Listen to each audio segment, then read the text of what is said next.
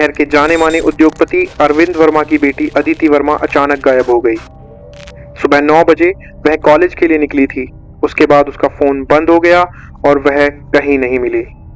पहले तो पुलिस को लगा कि यह एक आम अपहरण का मामला है, लेकिन कुछ घंटों बाद केस ने एक खतरनाक मोड़ ले लिया। अदिति के अपहरण के ठीक 24 घंटे बाद उसके घर पर एक पैकेज डिलीवर हुआ। पैकेज के अंदर था एक खून से सना कागज और एक कटी हुई उंगली।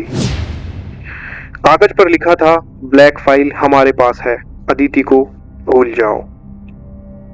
क्या ये उंगली अदिति की है? कौन है ये जिसने अदिति को किडनैप किया? अदिति को किडनैप करने के पीछे क्या कारण हो सकता है? और ये ब्लैक फाइल क्या है? क्या अदिति जिंदा भी है? यही सारे सवाल चल रहे थे इंस्पेक्टर करण के दिमाग में।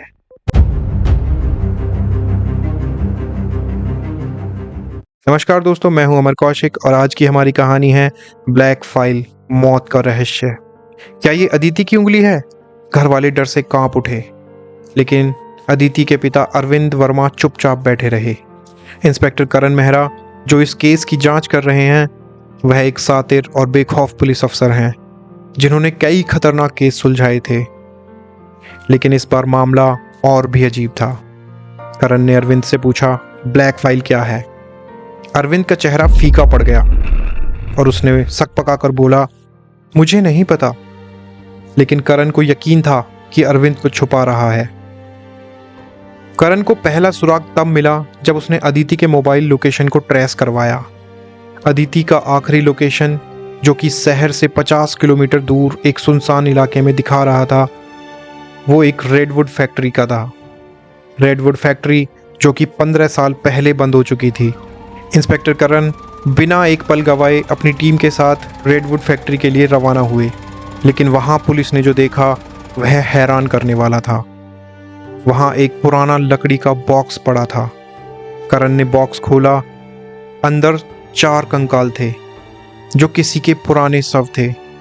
एक पुराने पेपर पर ब्लैक फाइल लिखा था, लेकिन अदिति का कोई नामो निशान नहीं था। ये कंकाल किसके हैं?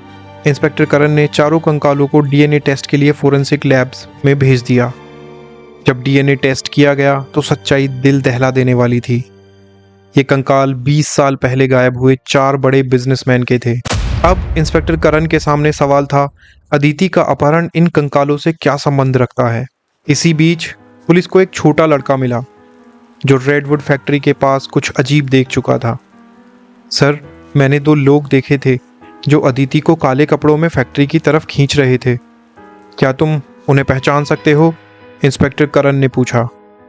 लड़का कांपते हुए बोला, नहीं सर, लेकिन उनके हाथों पर एक अजीब टैटू था, एक जलता हुआ सांप। इंस्पेक्टर करण चौंक गए।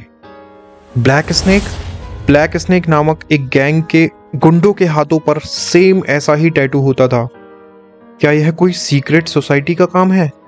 करण ने जांच और तेज कर दी। जांच आगे बढ़ ही रही थी कि तभी एक नया शव मिला। विक्रम आहूजा, शहर का मशहूर वकील, जिसकी लाश उसी फैक्ट्री में मिली। विक्रम के शरीर पर वही जलते हुए सांप का टैटू था। क्या यह आदमी ब्लैक स्नेक संगठन से जुड़ा था? अब शक और गहराने लगा। इंस्पेक्टर करण ने जांच में पाया कि विक्रम आहूजा ही वो वकील था जिसने 20 साल पहले ब्लैक फाइल केस की फाइलें संभाली थी। इसका मतलब विक्रम को मारा गया था ताकि वह सच ना बोल सके। ब्लैक फाइल अभी भी जिंदा है, लेकिन अभी तक अदिति का कोई सुराग नहीं मिला। इसी बीच पुलिस को एक अजीबोगरीब वीडियो मिला। वीडियो में अदिति एक अंधेरे कमरे में बंद थी और उसने कांपते हुए कहा, अगर मेरे पापा ये वीडियो देख रहे हैं तो जान लीजिए मैंने आपकी असलियत देख ली है। अब ये मुझे मारने वाले हैं। ब्लैक फाइल असली है और उसमें आपका नाम भी है। अचानक वीडियो कट गया। अदिति के अपहरण के पीछे उसके खुद के पिता थे। इंस्पेक्टर करण को समझ आ गया कि अरविंद वर्मा ही ब्लैक फाइल कांड में शामिल था। अदिति ने कुछ ऐसा खोज लिया था जिससे उसका बाप ही उसका सबसे बड़ा दुश्मन बन गया। मतलब अरविंद ने ही अपनी बेटी को मरवाने की योजना बनाई थी। अब सब कुछ साफ था। इंस्पेक्टर करण ने अपनी टीम के साथ ब्लैक स्नेक के ठिकानों पर छापा मारा। एक अंधेरी कोठरी में अदिति बंधी हुई थी। उसके सामने एक आदमी खड़ा था, अरविंद वर्मा। तुमने अपनी ही बेटी को मारने की कोशिश की, इंस्पेक्टर करण ने गुस्से से कहा। अरविंद हंसते हुए बोला, ब्लैक फाइल का राज बहुत बड़ा है इंस्पेक्टर। अगर मैंने उसे नहीं मारा तो हम सब मर जाएंगे। लेकिन इससे पहले कि वह कुछ और बोलता, ब्लैक स्नेक गैंग के कुछ लोग वहां आए। उन्होंने दनादन गोलियां चला दी, जिसमें से एक गोली अरविंद वर्मा के सीने से पार हो गई। अरविंद वर्मा वहीं ढेर हो गया। हमारा खेल यहीं खत्म नहीं होता इंस्पेक्टर। लेकिन इंस्पेक्टर करण और उनकी टीम ने तुरंत जवाबी हमला किया। ब्लैक स्नेक गैंग के लोगों को वहीं पर ढेर कर दिया। अदिति बच गई थी, लेकिन उसने कहा, ब्लैक फाइल अभी भी पूरी दुनिया में फैली हुई है। इंस्पेक्टर करण ने पूछा, क्या इसमें अभी और भी बड़े नाम शामिल हैं? अदिति धीरे से बोली, हाँ, और अगला टारगेट तुम हो इंस्पेक्टर। क्या ब्लैक फाइल का राज हमेशा के लिए खत्म हो पाएगा, या कोई और भी बड़ा मोड़ आने वाला है? समाप्त, या शायद नई शुरुआत? धन्यवाद।